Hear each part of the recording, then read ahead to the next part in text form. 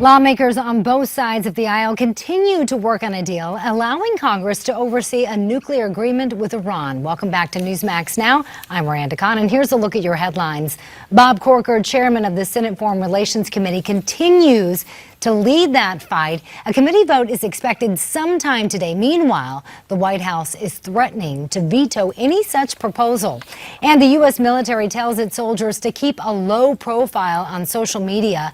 The U.S. Northern Command is asking that they downplay their military affiliation in order to avoid being ISIS targets. And an Alaska Airlines plane makes an emergency landing after a baggage handler falls asleep in the cargo hold. He woke up shortly after takeoff. And Dr. Ben Carson's bid for the White House may soon take off. Carson posted on Facebook yesterday he'll make a decision on May 4th in his hometown of Detroit. And forget about sand traps. An Australian man suffered a leg bite from a crocodile after searching for his golf ball. The man blames himself, though, saying the croc was just trying to sun himself.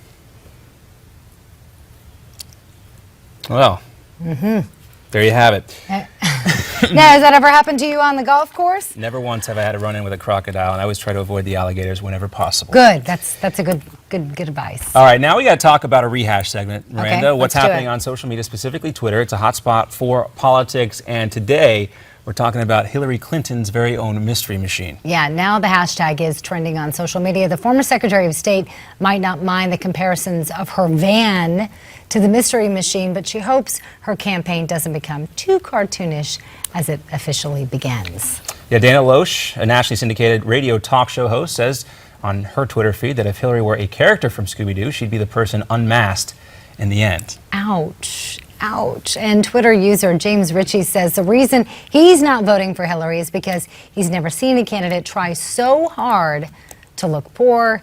Now she's driving a hashtag Scooby van. Do we have these tweets? Can we put them up on the screen? There we go. This is, all right, let's move on. We got this one from Donald Trump. We'll leave the Scooby van from the side. Donald Trump, of course, coming on Twitter, too, talking about the big Rubio announcement. This is another big thing that was trending on Twitter. Donald Trump saying that Marco Rubio should pick a location that has working air conditioning next time, especially when in Miami. Proper plan, sweating profusely. Is exactly what we were talking about. Right. And Donald Trump knows. He's got a little place down here, Mar-a-Lago. Right, and you could actually see people fanning themselves. I feel bad. You know, like that was a good comparison that you brought up earlier, kind of comparing that to the Nixon-Kennedy debate, because I know a lot of people that heard that debate on radio thought Nixon had it. They thought he was actually ahead, and then the people that saw it were in favor of Kennedy. So very interesting how optics play a role in that. Exactly what JD was talking about, too, when, you know, 2/3 of this whole process of presidential politics is theater. Not just all the way back in 1960 when Americans saw a televised presidential debate for the first time and you saw the real impact that it could have on the outcome of the election. As Miranda just mentioned, people heard it on the radio, thought that Nixon had won. People who saw it on television obviously thought Kennedy had won due to the sweating. Could be a problem for Marco Rubio. But also let's think about Hillary Clinton here. We were talking about her mystery van as well, Miranda. She faced some trouble for some precipitation, if you will, during her last time around. Her crying, it was reviewed and it was divisive, the reaction to that. Some thought it made her look weak, others thought it was a very real moment for a person who doesn't seem real all the time. Well, and I think that's what some are speculating, kind of her goal this time around is to come across more everyday American, more empathetic. You know, I think that could work against her. I think she needs to be true to who she is, because then you come off looking phony. Don't you think? Yeah. I mean, that's the whole point. That's why she's going to these small venues. I mean, if again, you look at this leaked surveillance video from Chipotle. Surveillance video. I hate to sound, you know, there's a fine line between being skeptical, which is our job as reporters, and being cynical, which is also a byproduct of the job itself. But nobody recognized her going in the restaurant. Maybe that was the initial intention. You're going to have one of those scenes where you've seen. So you think this was staged, set up, that they purposely did this, had a reporter follow her? Because the reporter is the one that said, no, look at the video. I wouldn't be surprised if some reporter found an email and said, you know, Hillary Clinton was in Chipotle last night somewhere. Do we have a clip of that? Yeah, there we go. So you somewhere can see between New York and Iowa, and it just so happened to be caught on surveillance video. How do they know? I mean, you know, you've worked as an investigative journalist for a long time. You have to go into a restaurant, you request this surveillance video. The private company's not going to give it to you. There had to be some kind of collusion here to get this out this fast. To me, And again, I'm not saying this for fact, but it seems that it has. Seems fishy to you? Smells a little bit like a fabricated news event. You know, I think there are a lot of people that agree with you on that.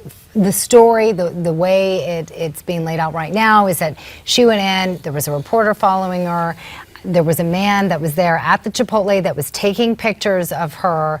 People didn't really notice. And in fairness, she's wearing these big black sunglasses, and people aren't expecting her to come in. She's not, you know, how many times have you gone around and people don't recognize you? All the time. All the time? Nobody recognizes you. Thank goodness.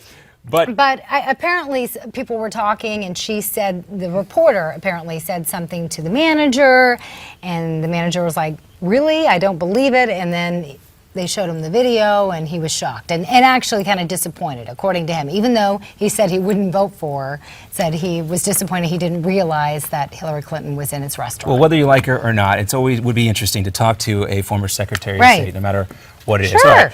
Something else, of course, we've been talking about this a lot, got a lot of attention on social media as well. You can see Marco Rubio, and we saw it on that video, sweating heavily down in South Florida. A lot of folks wondering if he can take the heat. We just saw that tweet from Donald Trump. But of course, we'll see this again coming up. And again, as JD mentioned, do you think Marco Rubio is going to be selling these handkerchiefs on his website? I think that's a great marketing idea, actually, on JD's part. I think it's great when a lot of these politicians go on shows like SNL and they kind of poke fun of themselves. I think it gives them that more, you know, that likability factor. Don't you think? I agree. Yeah? I agree. And should we tweet that? We should tweet that, and you can always reach out to us on Twitter. It's Miranda, @Miranda_Newsmax, right. @John_Newsmax. What do you think? Are we being too shallow focusing on Rubio's sweat? It's so shallow, John. Well, no. Presidential No, politics can be shallow, but it can also, you know, have an effect. The first thing I thought of when I saw the sweating profusely was the water bottle with Rubio. The second thing I thought of was the 1960 presidential debate. I did think about that, but I also thought about a former governor of Florida. Any guesses? Jeb Bush? Nope, Christie, Governor Christie. Remember when he wanted the fan? Charlie Crist. Charlie Crist. Oh, Christie, sorry. Yeah, Charlie Crist. That's what I meant, sorry. Charlie Crist fan, that's a good point. That's a good point. Right? Oh, that's right. That is a great point. Charlie Crist and the fan. Of course, we're going to be talking about Rubio's Senate seat as well coming up here. There was a lot of talk about who would be filling Rubio's Senate seat from the Republican side. We already know the Congressman from South Florida, Patrick Murphy, a Democrat, just served one term, just re-elected to a second, going to be running for that Senate seat. Rubio stepping aside. Some names floated around: the chief financial officer of Florida, Jeff Atwater, also the attorney general, Pam Bondi. Some names that get some recognition on a national scale from Florida. Right. Both of them saying, I don't think we're interested in this Senate seat right now. Yeah, I find that intriguing. Do you think there's just too much competition, or? Well, I don't see a lot of things getting done in the U.S. Congress, and in those two folks, they both said they want to focus on their current job, and both have a track record of success. Although some folks might argue that, but maybe they feel like they want to get things done, and by getting things done, they can have a better chance down the road. Nothing wrong with that. Absolutely not. Again, we coming back. We got our political panel coming up, and we're going to talk about that. Hopefully, Javier Manjarres is going to join us. He's got an interesting article about that exact fact. Why nobody seems to want to run for Marco Rubio's Always good to Senate hear seat. from him. Yep, and we'll have that coming back right after this.